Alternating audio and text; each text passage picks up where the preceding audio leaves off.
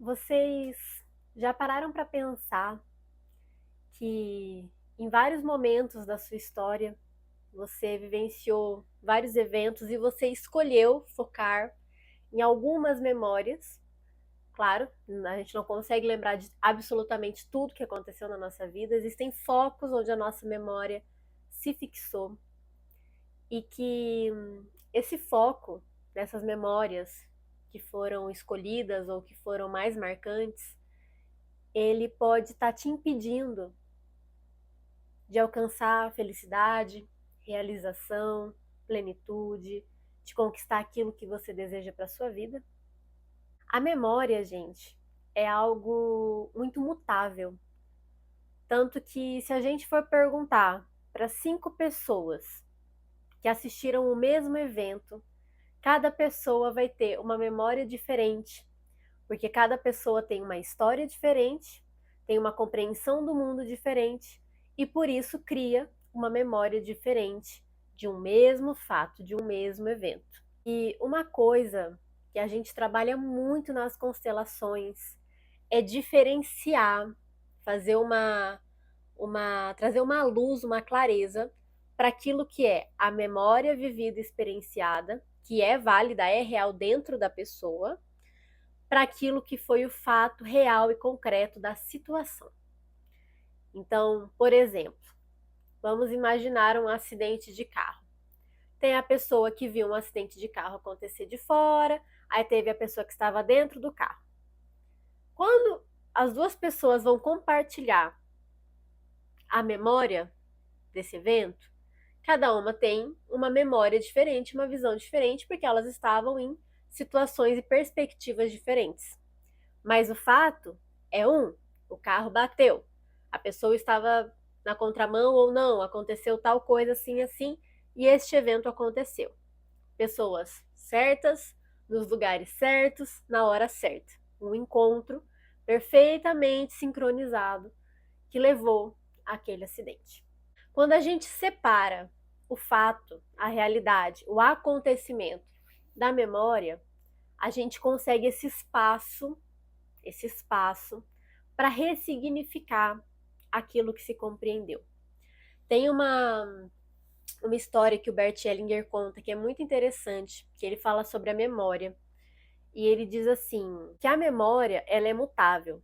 A gente não pode confiar na lembrança que as pessoas têm ou que a gente tem de determinados eventos, porque essa memória ela muda inclusive com o tempo. O que você entendeu hoje sobre o evento que aconteceu hoje vai ser diferente daqui uma semana.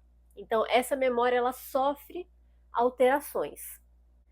E ele dá um exemplo, né, de um paciente dele que lembrava quando era bebê, que a mãe queria pular da janela do apartamento, né? Não sei se era 8 andares, 10 andares.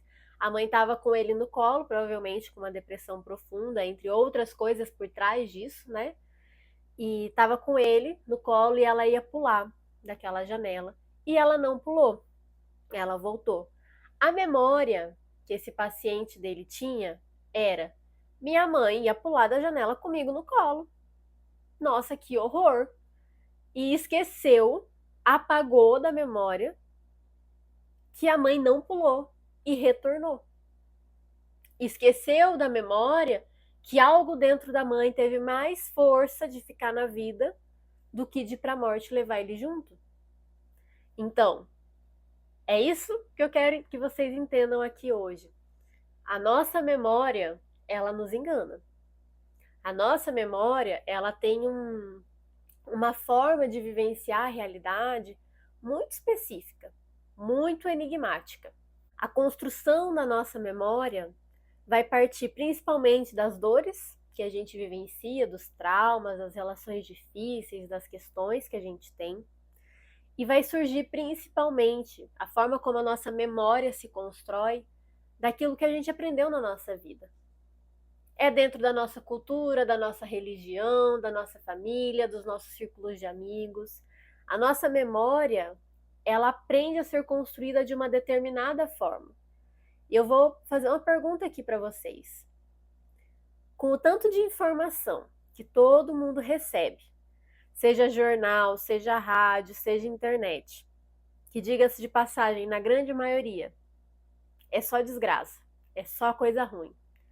Qual a chance da sua memória, da sua mente, gravar e recordar dos momentos melhores ao invés de focar nos piores? Praticamente a gente é treinado desde muito cedo a focar no pior e inclusive a esperar o pior das situações. Então, a forma como a gente pensa, para além do indivíduo, está fazendo parte de um coletivo. Faz parte do clã familiar, faz parte da sociedade que a gente vive, faz parte dos círculos que a gente frequenta. E a nossa memória parte da nossa construção enquanto pessoa nesse mundo. Então, tudo aquilo que a gente aprendeu, recebeu, vai fazer com que a nossa memória direcione, selecione o que é importante e o que não é. Esse exemplo que o Bert deu em um dos livros dele, para mim foi muito potente, muito forte. Porque é um caso muito comum, muito claro, né? Não vou dizer que é comum, porque não é a maioria das mães quer se jogar da janela, ou pelo menos que vai para a janela com o filho, mas fica muito claro para a gente como que a memória atua, como que a memória, a lembrança, ela se fixa num ponto e exclui e esquece outros pontos que são muito importantes. Toda a cura de traumas, de questões da infância, de construções que a gente fez a partir das nossas vivências na vida, vai partir, gente, de uma cisão que eu falei lá no começo, da gente saber diferenciar com muito amor, com muito acolhimento, com muita compreensão, aquilo que a gente acha que viveu, aquilo que a gente viveu, aquilo que a gente tem memória, daquilo que de fato aconteceu. O fato, ele pode ser traumático sim, mas a gente consegue alterar a forma de ver esse evento traumático. A gente consegue aprender a ressignificar esse evento traumático. O que aconteceu, aconteceu. Tá feito, tá pronto. Agora, a forma como a gente vivencia isso, lembra disso, atua através dessa dor, desse sofrimento, desse trauma, é que faz o movimento de cura acontecer. E é o que faz principalmente uma pessoa que tem traumas para trabalhar consiga se liberar, consiga encontrar uma nova forma de lidar com eles. Tem uma história, eu não ia contar ela, mas está vindo para eu contar, assim, vou compartilhar. Tem uma outra história que está em outro livro do Bert, porque eu leio muitos livros dele, eu gosto muito. Faz parte do meu estudo até para poder apresentar para vocês sobre esse trabalho. Que tinha uma mulher que era a mãe, e essa filha dela tinha uns 16 anos, e houve uma explosão, teve um vazamento de gás no apartamento, houve uma explosão, e essa menina teve 90% do corpo queimado, ela ficou uns dias internada e depois faleceu. Era filha única, né, e essa mãe passou por todo um processo de luto, provavelmente de culpa, né, enfim, de várias questões, e essa mãe, olha que interessante, né? Ela podia ter ficado deprimida, ela podia ter tentado se matar, ela podia não ter visto mais sentido para a vida.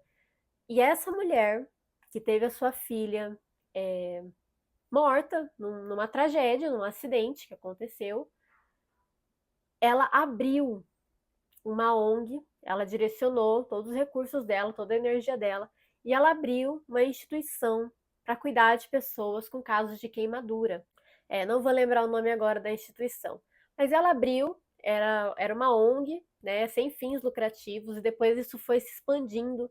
Se eu não me engano, ela já tem mais de 9 sedes, né, com essa função, né, de auxiliar pessoas que sofreram por acidentes com queimadura a retornarem, a passarem por cirurgias, a poderem se recuperar desse problema, e o acolhimento das famílias, né, daqueles que não sobreviveram, ou enfim, né, ainda estão num processo de dor, de trauma, precisa se trabalhar com tudo que aconteceu. Então, assim, ela, daquela dor que ela carregava, daquele trauma, porque perdeu uma filha numa explosão, queimada praticamente, por, né, um trauma, ela tirou forças, usou essa situação, essa dor, para fazer algo de bom, para fazer algo de grande. Então, a forma como a gente vivencia essa memória vai definir muito como a gente vai viver a nossa vida. Isso é para todo mundo tem trauma, todo mundo tem questões para se trabalhar, todo mundo tem algo para resolver dentro de si. E o que eu deixo aqui para vocês hoje é: observem as infinitas possibilidades de fazer algo bom com aquilo que vocês vivenciaram. Observem as infinitas possibilidades de ressignificar o que vocês passaram. A memória, ela é mutável, ela não é absoluta. E você sabendo disso, já é um caminho se abrindo para você começar a mudar aquilo que precisa ser mudado para você alcançar aquilo que você deseja para você. E para aqueles que sentirem, nas segundas-feiras, eu e a Tati estamos abrindo as segundas sistêmicas. Eu e a Tati, né, a gente trabalha com constelação desde 2020 que a gente se conheceu. Eu trabalho desde 2019, mas a gente se conheceu tem um tempo, então a gente se uniu para fazer as constelações online, porque tem muita gente de muitos lugares do Brasil, né, para chegar, então a gente também tem essa possibilidade do online. E para quem quiser acompanhar, saber um pouquinho mais, é só seguir no Instagram. Sempre que tá tendo, eu aviso lá.